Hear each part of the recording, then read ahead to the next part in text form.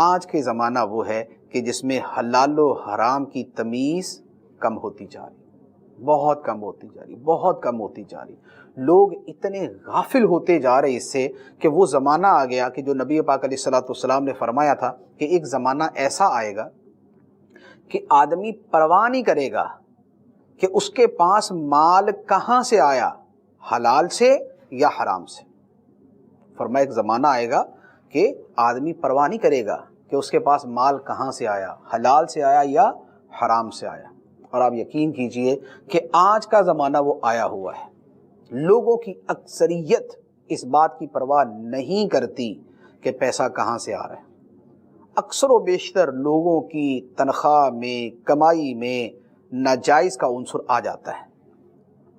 جو بیچنے والے ہیں، جو تاجر ہیں، وہ بیچنے کے اندر ڈنڈی مارتے ہیں، ملاوٹ والا مال بیچ دیا، دھوکہ دے کے بیچ دیا، جھوٹی قسم کھا کے بیچ دیا، سامنے والے کے ساتھ جو ہے وہ ناپ تول میں کمی کر لی۔ کتنی زیادہ ہمارے یہاں بیچتے ہوئے جو ہے وہ گلی سڑی چیز دے دی، خراب چیز دے دی، عیب دار چیز دے دی۔ کیا ہمارے معاشرے کے اندر یہ عام نہیں؟ جو نوکری پیشہ لوگ ہیں ان کا معاملہ جو ہے وہ کوئی بہت خوشکن نہیں۔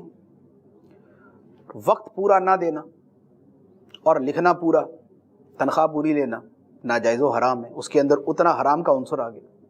اسی طریقے سے اس وقت میں جتنا کام ہونا چاہیے، جو ملازمت کا ٹائم ہے اس میں جتنا کام ہونا چاہیے اس کو پورا نہیں کریں گے، آہستہ آہستہ آہستہ آہستہ لگے رہیں گے تاکہ لٹکاتے رہیں اس کو۔ ناجائز و گناہ۔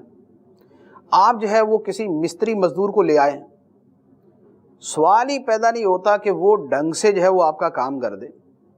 100 اینٹیں لگنی ہے وہ 50 لگا کے چھوڑ دے گا، جب بس یہ 50 ہی لگتی، آہستہ آہستہ لگا رہے گا، ادھر باتیں کر لی ادھر باتیں کر لی۔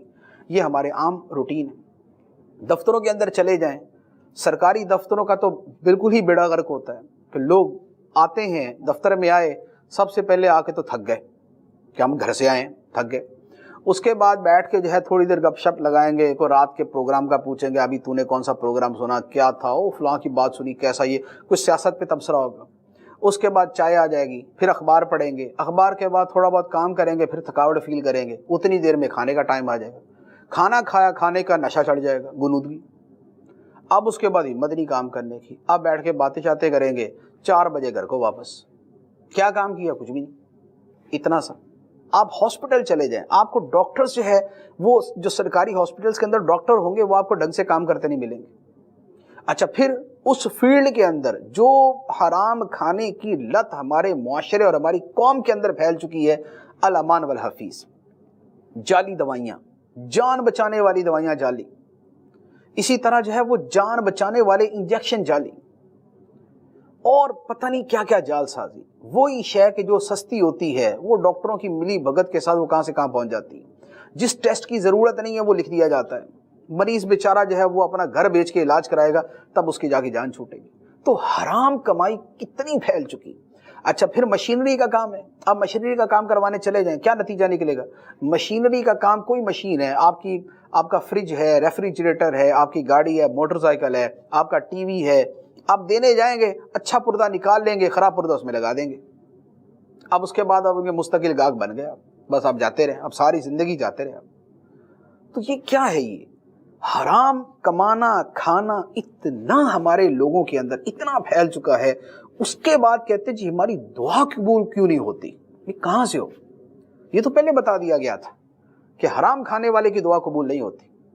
پھر کئی محکمے تو وہ ہیں کہ جن کا نام ہی حرام خوری میں مشہور ہے، کہ اس شعبے کے ایک بندے کا بھی نام لیں گے تو یہ تصور کرنا ہی مشکل ہو جاتا ہے کہ یہ حلال بھی کھاتا ہوگا۔ اور یہ ایک نہیں ہے، کئی شعبے ایسے، اور جو میں بول رہا ہوں ہر بندہ سمجھ جائے گا کہ میں جو ہے وہ کیا کہہ رہا ہوں۔ تو جب حرام اتنا عام ہوگا تو بتائیے دعائیں کہاں سے قبول ہوگی؟ تو اللہ تعالیٰ کی جو شان ہے دعا قبول فرمانے کی، معاذ اللہ وہ کوئی بدل نہیں گئی، وہ جیسا ہمیشہ سے ہے ہمیشہ رہے گا۔ اس کی ہر صفت ازلی ابدی دائمی ہمیشہ سے ہے ہمیشہ رہے گی۔ اس کی شان، اس کی رحمتیں ہر آن جو ہے وہ برس رہی ہیں، لیکن رکاوٹیں ہم نے اپنے آگے کھڑے کر لی۔ رزق حرام کی رکاوٹ، گناہوں کی رکاوٹ، نماز نہ پڑھنے کی رکاوٹ، ظلم و ستم کی رکاوٹ، ہم جو ہے وہ حرام خوری کی رکاوٹ، یہ رکاوٹیں ہم نے اپنے سامنے کھڑی کر لی اور پھر کہتے ہیں دعا قبول کیوں نہیں ہوتی. تو لہذا دعا قبول کروانی ہے تو اس کا پہلا جو ہے وہ پہلی اہم چیز یہ ہے کہ اپنا رزق جو ہے وہ حلال کر لیں.